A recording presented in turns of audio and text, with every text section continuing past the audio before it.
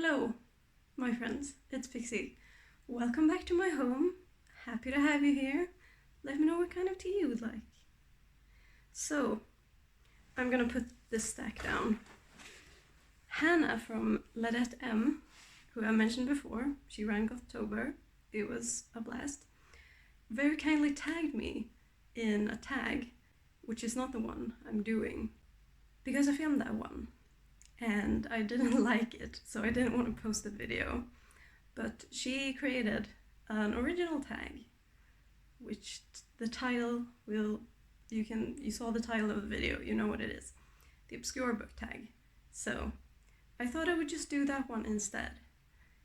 And I'm excited to show you some of these weird ass books I have. So let's just start. So the first question is the gift. Someone bought this for you. That's the only reason you own this. And this is actually a 2-for-1. Historical horses and historical cats. These are books all about like famous cats and famous horses. I think Grumpy Cat is in here. Yeah, so here's Grumpy Cat, for example. But yeah, they're fun, cute books. They were Christmas presents from my mom. Thank you, Mom. And they're very pretty. I haven't read them, and I don't know if I will, but I really like them. Question number 2 is the fandom. A book from a fandom that you are no longer part of. And again, I could have used Harry Potter, but I'm not going to. I'm gonna use One Direction, Dare to Dream. You can see from the cracked spine that I did read this one multiple times. And I don't really know how much there is to say about One Direction at this point in our lives. They were supposed to come back after 18 months. Where the fuck are you, One Direction? The next question, I don't remember what it was called now. I think it was Micromanager. Anyway, it was all about a book that you bought to organize your life, your business, or your home. And this is one I got for my life. The Body Keeps the Score. Mind, Brain, and Body in the Transformation of Trauma by Bessel van der Kolk.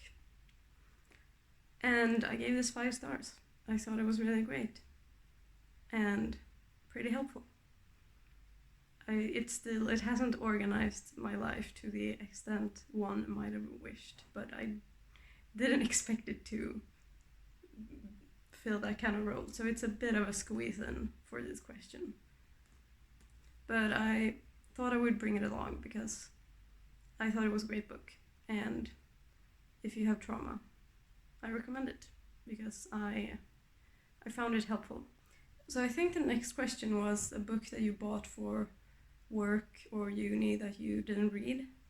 I have gotten rid of my books that were like that, so I don't have anything to show for that. So we're just gonna move on to the guide, I think.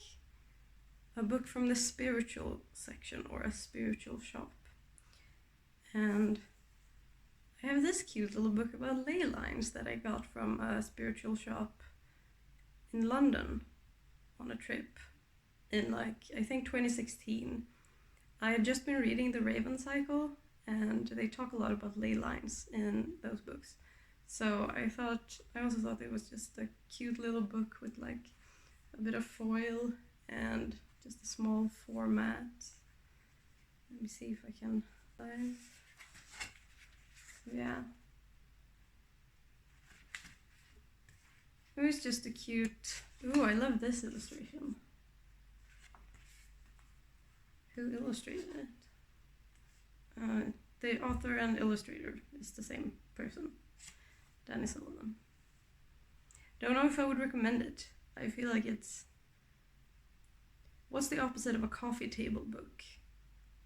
It's not big and it's not for display, but it's just like a cute little item that you own. A decoration book? I did read it. But yeah, the next question is the hobbyist. You mentioned this one time, and now people won't stop buying you things for it. So I had to think about this one, and a while ago, like over 10 years ago, my mom found out that I was kind of interested in philosophy, so for years she kept buying me philosophy books.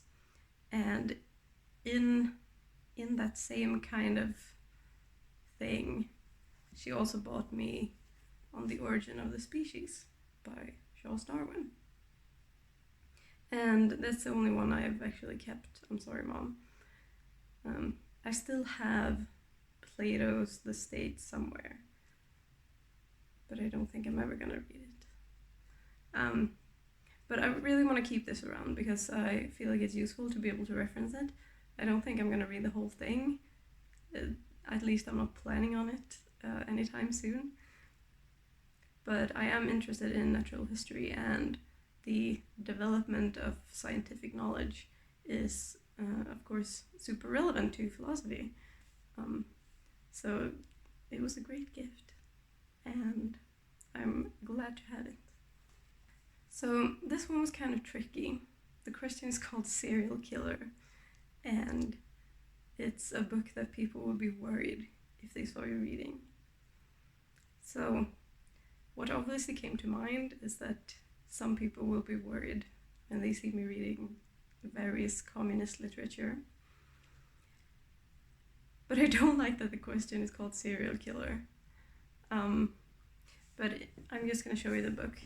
I decided to go with Beijing Comrades, which is not a theory book, it's a novel.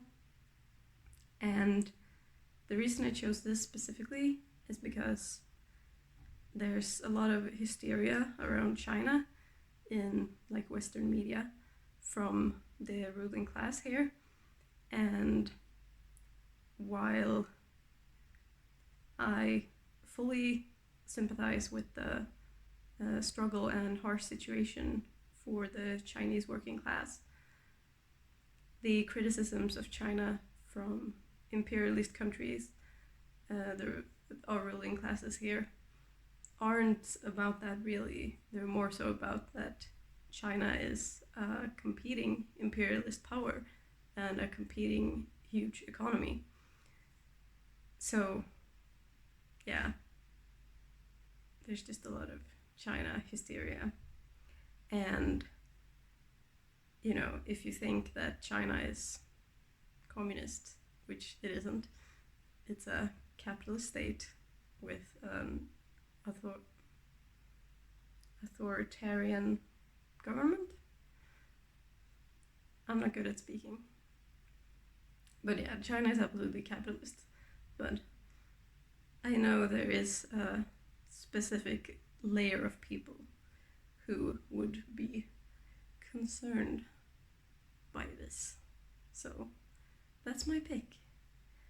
And what this book actually is about is it's a gay romance novel. It was written in 1998 and was really important for Chinese gay literature, which I do respect, but I didn't super enjoy it.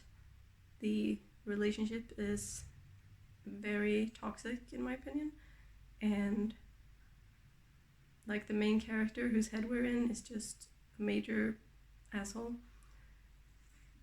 But it was an interesting book that sort of kept me turning the pages, which is sometimes not the experience I have with romance.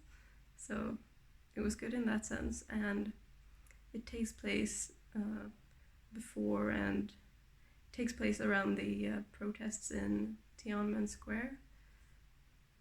So the aspects of Chinese life in that period were really interesting to me, especially like the massive privileges that the party of bureaucracy had and stuff like that. So very interesting as a historical document kind of, but I'm not sure I would recommend it unless you are also interested in those factors that I mentioned. But I wouldn't recommend it for a gay romance because I think there's a lot of better gay romance out there. I'm not too seasoned in Chinese gay romance specifically, but I'm sure they exist by now. Oh, this can also double for the next question, The Traveler, which is a book about a place you haven't been, which I have never been to China. So there we go. And then we have finally just the weirdest, most obscure book that you have. And I had a few contenders for this. I have 2 books here that I want to show you. So the first one is a Swedish book, which is a collection of texts from the 16th, 17th, and 1800s that are about sex and genitals and just naughty stuff. This title translates to Poetry of Meat, which I think is funny. So that's a weird, obscure one, for sure. The last one is a self-published scene book comic thing by Stephanie Evans from the YouTube channel Doodle. And it's just really cute and fun. It's drawings and some text and some little comic-y bits, and it's just a really nice, sweet book that I just wanted to show you, that I don't know when else I would get to show. So, Doodles and me. I really enjoyed it.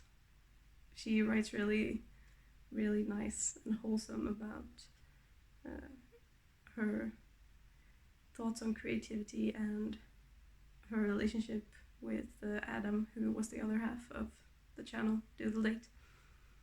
And yeah, I really like this one, and I will put a link to it. It was self-published on Amazon, so you can find it there if you'd like to check it out. And those are some obscure books that I own. I mean, I guess some of them are pretty famous, like Darwin, but yeah.